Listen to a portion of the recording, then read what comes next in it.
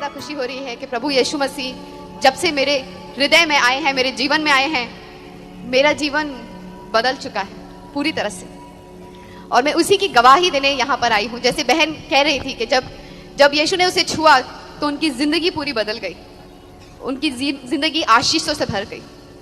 और मैं इतना ही कहना चाहूँगी, जब हम खुद अपने शरीर से इस जीवन को जीना चाहते हैं और इसका तरीका जानना चाहते हैं तो बहुत मुश्किल होता है, पर उसके रूह से हम सब कुछ कर सकते हैं, क्योंकि उसकी रूह हमें वो ताकत देती है। पाक रूह हमें वो ताकत देती है कि हम जीवन जीने की हर शक्ति, जो हमें हर मुसीबत है, जो हमें हर किस्म की परेशानी है, उस परेशानी से हम छुटकारा पाएं।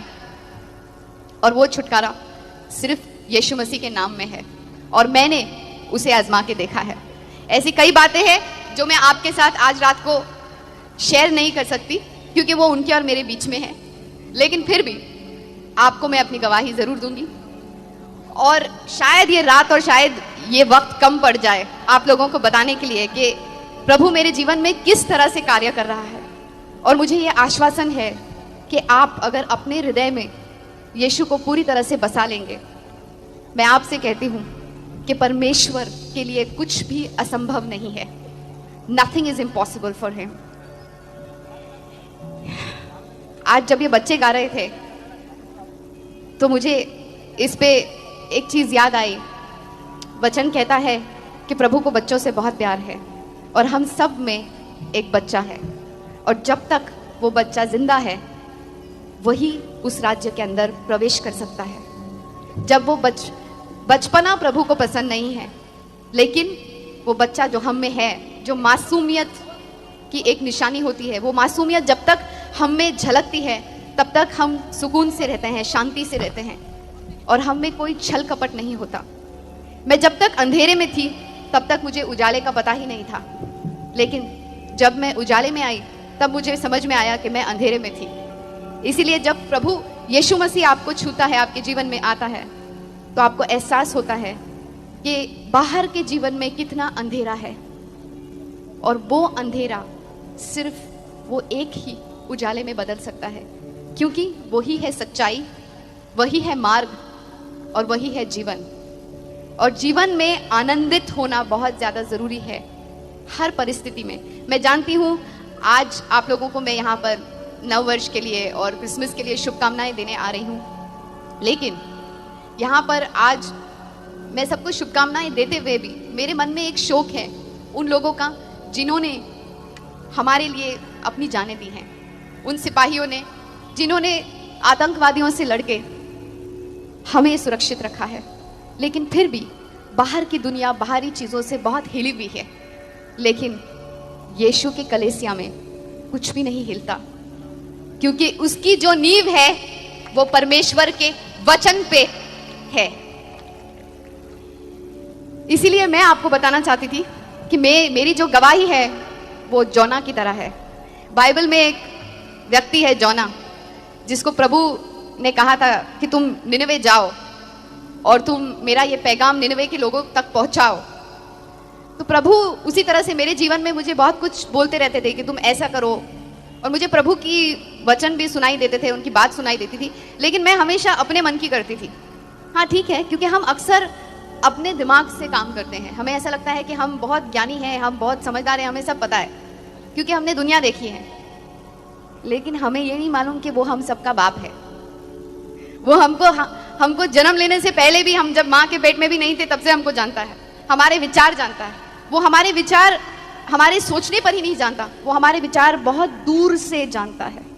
इसीलिए जब हम अनादर करते हैं प्रभु, हमने बहुत सारी चीज़ें जब से इस धरती पे आई हैं, इतनी सारी चीज़ें, इतनी सारी गलतियां की हैं, फिर भी परमेश्वर, पिता परमेश्वर हमसे इतना प्यार करते हैं, हमसे इतना प्रेम करते हैं कि वो हमें गलत रास्ते पर जाने नहीं देते।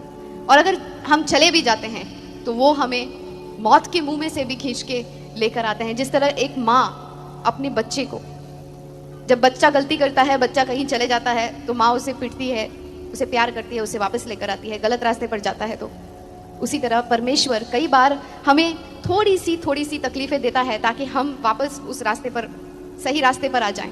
और जोना के साथ कुछ ऐसा ही हुआ। जो कि मुझे लगता है कि मेरे जीवन के साथ कुछ ऐसे हुआ।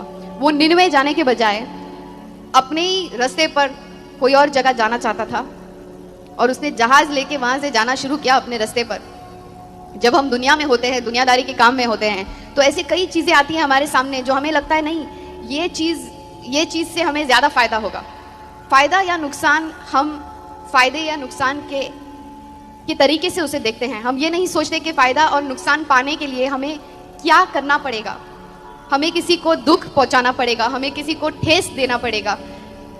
हम ये सब नहीं सोचते। हमें ऐसा लगता है कि हमें ये चाहिए और हमें किसी भी कीमत पे ये मिलना चाहिए। वो शायद बहुत बड़ा कुछ खराब चीज ना हो, लेकिन कहते हैं ना, झूठ छोटा हो या बड़ा, झूठ झूठ होता है। उसी तरह से जब हम छोटी छोटी चीजें पर देखने जाएं, जब हम प्रभु को प्यार करते हैं और हम सोचते हैं कि प्रभु हम तुम्हें प्यार करते हैं, हम तुम्हें जानना चाहते हैं, तो प्रभु बस हमारे दरवाजे पर खड़ा है, ठोक रहा है। हमें बस दरवाजा खोलने की देर है और वो अंदर आएगा और हमें एक सही रास्ता दिखाएगा। तो जोना जिस तरह से निनवे के बजाय कहीं और जा रहा था, उस तरह से मैं भी अपनी जिंदगी में कहीं और ही जा रही थी, अपनी मन की मर्जी की चीजें कर रही थी। तो प्रभु ने कहा ठीक है, अब इसको सही रास्ते पर लाने के लिए क्या हो जाता है, जब हम अपने रास्ते पर जाने लगते हैं तो शैतान का राज्य है, दुनियादारी में तो शैतान का ही राज्य है। और जब हम शैतान के राज्य की तरफ चलने लगते हैं तो प्रभु हमें वापस खींच के वापस लाना चाहता है। तो प्रभु ने जोना को वापस लाने के लिए, वो पानी में जहाज में जा रहा था, तो उन्होंने जहाज में वो पानी में तूफान लेकर आए और तूफान में पूरा जहाज हिलने लगा और जहाज के लोग डर गए और उन्होंने अपने भगवान को याद किया, उन्होंने अपने लोगों को याद किया, जिन भगवानों को वो मानते थे सबको याद किया, लेकिन कुछ नहीं हुआ, तूफान नहीं थमा। फिर उन्होंने पर्चियां डाल के पूछा कि ये कौन है, और फिर जोना का नाम निकला। और फिर जोना का नाम जब निकला तो उन्होंने जोना से पूछा कि तुम्हें पता है कि ये सब क्यों हो रहा है और कैसे हो रहा है। तो उसने कहा कि हाँ, ये वो प्रभु, मेरा प्रभु कर रहा है जिसने ये आसमान और जमीन बनाई, जिसने ये समुंदर बनाया, और वो ये कर रहा है। तो कभी कभी प्रभु भी हमारे जीवन में ऐसी छोटी छोटी उथल पुथल करते रहते हैं ताकि हम सीधे रास्ते पर आ जाएं।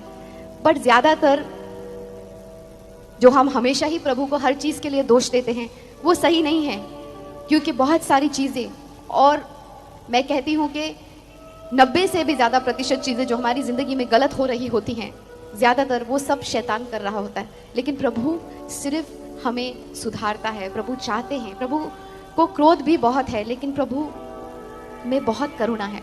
वो हमें बहुत चाहते हैं, वो हमें बहुत प्यार करते हैं, इसीलिए उन्होंने अपने इकलौते बेटे की बलि चढ़ाई हमारे लिए। और उस बेटे ने हम दोनों के बीच में जो एक सेपरेशन हो गया था, जो एक अंतर हो गया था हम दोनों के बीच में, परमेश्वर और हमारे बीच में, उस अंतर को उन्होंने अपने लहू बहा के खत्म किया।